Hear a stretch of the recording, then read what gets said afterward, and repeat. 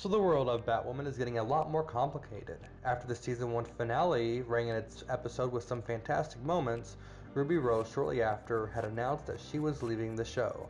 I even made a video on some potential casting replacements due to the CW announcing that they would recast the role of Kane and Batwoman.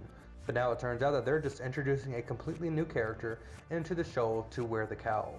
The character in question is by the name of Ryan Wilder, which is most likely a placeholder name for now, as the character does not exist in the comics.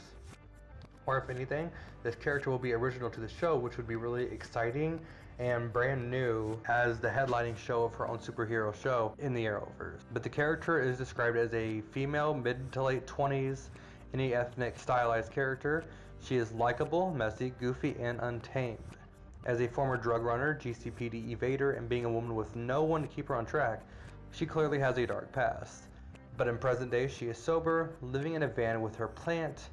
She is incredibly skilled, out and proud, passionate, and athletic. And that's all we know right now, as I'm sure the production is wanting to keep things on the down low until they can make this prime news in the superhero world. While this would be a nice shakeup to the world of Batwoman, I do have quite a bit amount of concerns.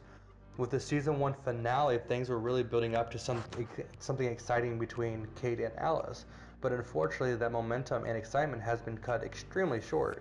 It would also drastically change the relationships, as there would be no payoff and we would have to rebuild from across the board between every single main character. It would be nice for this transition to feature Ruby Rose back in some capacity to pass on the legacy, but I feel like we'll get a time jump and some exposition to explain things. So while I would much prefer a straight up recast, it would appear that the CW has some idea on where the show will be heading for its second season. But let me know your thoughts below on this new casting and how do you think things will tie up? Let me know down below.